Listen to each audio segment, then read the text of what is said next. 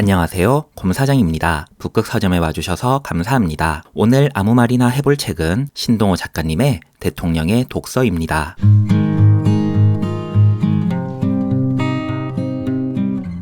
책의 서문이 무척 좋습니다. 권위주의와 독재를 떠나 지금의 우리에게 필요한 리더십은 개인의 다름을 조율하고 대화와 중재를 이끄는 게 필요하다고 합니다. 온 국민을 대표하는 대통령이라면 사람을, 개인을 특히 잘 알아야 하는 것이죠. 모든 사람을 다 만날 수 없기에 대통령은 책으로 사람을 만나는 것입니다. 자신이 먼저 섬세하게 자신을 비판할 수 있도록 대통령은 책으로 생각을 정리하는 것입니다. 대통령에게 특히 독서가 중요한 이유는 바로 그 때문인 것이죠. 총 20꼭지로 이루어진 이 책의 주요 골자는 해당 꼭지에 어울리는 책의 인용으로 글을 열고 김대중, 노무현, 문재인 대통령이 각각 레퍼런스로 삼았던 독서 목록과 기반이 된 시각을 이야기하다 문재인 대통령의 연설문으로 꼭지를 닫습니다. 대통령의 연설문을 작성하기 위해 참고한 책, 김대중, 노무현 대통령 때부터 이어져온 유산, 그리고 그 사이사이에 또 책 이야기가 있습니다. 문학, 과학, 시민의식, 민주주의, 교육 등 다방면의 정책에서 대통령들은 어떤 생각을 가지고 있었는지, 관련해서 어떤 연설을 펼쳤는지, 그 생각을 뒷받침해주는 책들은 무엇인지를 읽을 수 있어서 참 좋았던 책이었습니다. 개인적으로 두 가지가 참 좋았습니다. 제 인생의 책 중 하나인 빌 브라이슨의 거의 모든 것의 역사를 노무현 대통령께서도 좋아하셨다는 글을 보고, 또 하나 다른 건 제가 정말 좋아하는 문 대통령의 연설문이 실려 있었기 때문인데요. 그 연설문은 바로 사장, 권력 따위 지옥에나 보내버려에 실려 있습니다. 2019년 독일 일간지 프랑크푸르터 알게마인의 차이퉁에 실린 기고문입니다. 기고문의 주제는 일상을 유지하는 평범한 시민들이 질서를 만들고 유지하는 위대함을 이야기하는 내용입니다. 제게 이 기고문이 깊게 박힌 이유는 조금 돌아 가야 합니다.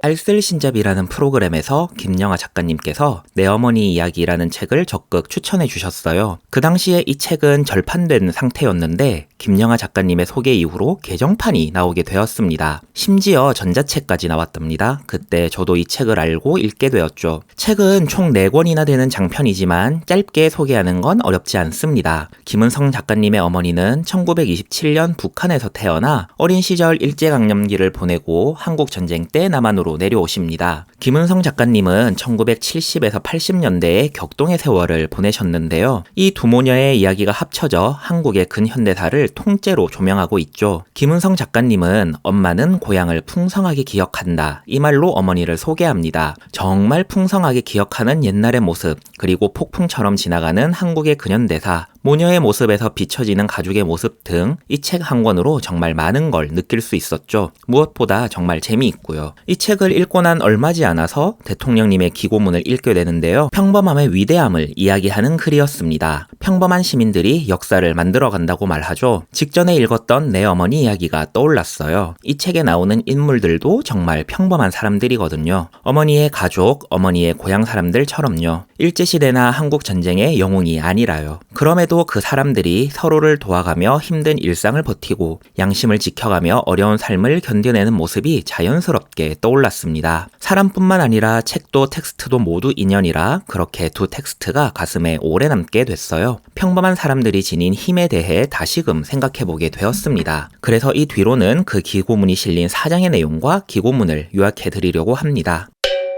우리는 더 이상 권력을 존경하지 않습니다. 특히 코로나 시대를 지나오면서 개개인의 선의가 얼마나 위대한지, 자신의 의무를 다하는 것이 얼마나 중요한지 깨달았죠. 그 시절을 지나옴으로써 우리 사회에서 비로소 개인주의와 이기주의가 조금 더 명확하게 분리된 듯 여겨집니다. 이제야 조금 더 개인을 중요하게 여기는 듯 합니다. 저자가 인용해준 시어도어 젤린의 말이 마음에 쏙 들어옵니다. 과거를 너무 빨리 재생시키면 인생은 무의미해 보이고 인류는 수도꼭지에서 곧장 하수구로 떨어지는 물과 같은 존재가 된다. 현대의 역사 영화는 느린 화면으로 상영되어야 한다. 비록 밤하늘이 흐려 잘 보이지 않을지라도 모든 사람들이 별과 같은 존재로서 살아왔음을, 여전히 탐험의 손길이 미치지 않은 신비로운 존재로서 살아왔음을 보여줘야 한다. 개인의 이야기가 곧 역사인 것이지요. 사람 수만큼 가치가 있는 것이고 사람 수만큼 주장이 존재합니다. 저자는 민주주의의 도약점이 이 지점이라 하며 김대중 대통령께선 직접 민주주의라고 불렀다고 상기시켜 줍니다. 공동체의 이상을 위해 오랫동안 개인이 희생해왔지만 이젠 개인의 이상이 공동체의 이상과 만나는 날이 온 거라고요. 바로 그때 권위주의가 탈피되며 진정한 민주주의가 올 수 있을 것입니다. 바로 대화를 통해서 사안에 따라 뭉치고 흩어졌다를 반복하며 기존 질서를 무너뜨린 자리에 무엇을 건설할지는 우리 스스로 청사진을 만들면 된다는 말이 큰 울림을 갖습니다. 권력 따윈 지옥에나 보내라는 말은 이제 시대가 사람을 바라봐야 한다는 평범한 삶과 작은 행동을 지켜야 한다는 말이었던 것입니다. 의견에 다른 이들이 바로 평범한 나이고 이웃이다. 당신의 춤판에 내가 먼저 뛰어들어야 할 것이다. 라는 문장을 마지막으로 문재인 대통령의 평범함의 위대함이라는 FAG 기고문으로 넘어갑니다. 아래부턴 그 기고문 중에 일부를 발췌한 것입니다. 이걸 발췌하고 보니 지금 다시 공유해도 참 좋은 말인 것 같습니다.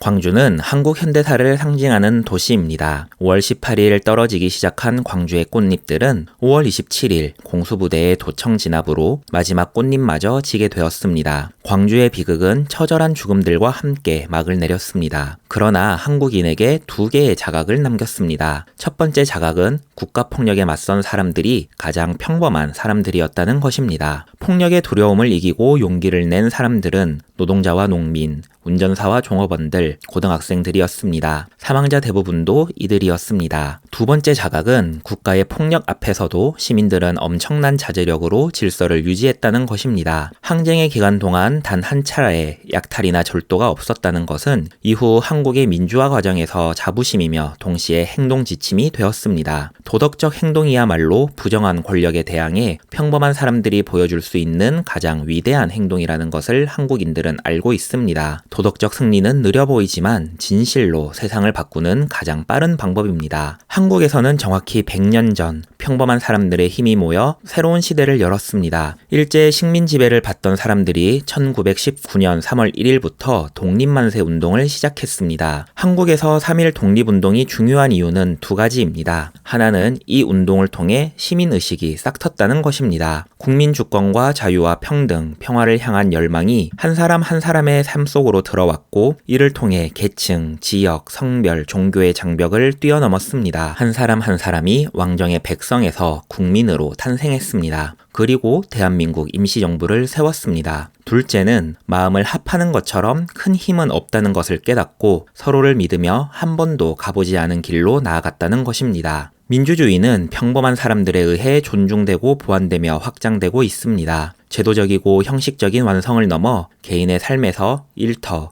사회에 이르기까지 실질적인 민주주의로 실천되고 있습니다. 평범함의 힘이고 평범함이 쌓여 이룬 발전입니다. 한국 국민은 평범한 사람들의 자발적인 행동이 세상을 바꾸는 가장 큰 힘이라는 것을 보여주었습니다. 평범한 사람들이 지속적으로 자신의 삶을 꾸려갈 수 있는 것, 일상 속에서 희망을 유지할 수 있는 것, 여기에 새로운 세계 질서가 있습니다. 역사책에는 단 한 줄도 나오지 않는 사람들, 이름이 아니라 노동자나 나무꾼, 상인이나 학생 등 일반 명사로 나오는 사람들, 이 평범한 사람들이 한 사람 한 사람 자기 이름으로 불려야 합니다. 세계도 국가도 나라는 한 사람으로 비롯됩니다. 일을 하고 꿈을 꾸는 일상을 유지해가는 평범함이 세계를 구성한다는 것을 우리는 소중하게 인식해야 할 것입니다. 그러기 위해서는 한 사람의 삶이 존중받아야 합니다. 한 사람의 삶의 가치가 얼마나 소중한지 스스로도 알아나가야 하겠지만 역사적으로 문화적으로 재평가되어야 합니다. 자신의 행동이 주변에 영향을 줄 수 있다는 것, 또 어떤 행동이 확산되며 결국 어떤 결과를 가져올 수 있는지 이야기되고 기록에 남겨져야 할 것입니다. 세계가 지금 위기라고 여기는 것들은 평범한 삶이 해결해야 할 것들입니다. 이것은 한 국가가 해결할 수 없는 문제이며 한 사람의 위대한 정치인의 해안으로 이루어질 수 없는 일입니다. 힘든 이웃을 돕고 쓰레기를 줄이고 자연을 아끼는 행동이 쌓여야 합니다. 이 행동들이 한 사람에게 한정될 때 무엇을 바꿀 수 있을까 의심스러울 수 있지만 이 작은 행동들이 쌓이면 물줄기가 크게 변합니다. 결국 우리는 세계를 지키고 서로의 것을 나누면서 평화의 방법으로 세계를 조금씩 변화시킬 수 있게 될 것입니다. 평범한 사람들의 일상이 그러하듯 괴테가 남긴 경구처럼 서두르지 않고 그러나 쉬지도 않고. 대통령의 독서에 대한 이야기는 여기까지입니다. 대통령은 국민의 투표로 뽑히지요. 그렇기 때문에 대통령의 말과 글은 우리 공동체가 바라보는 현실의 시설을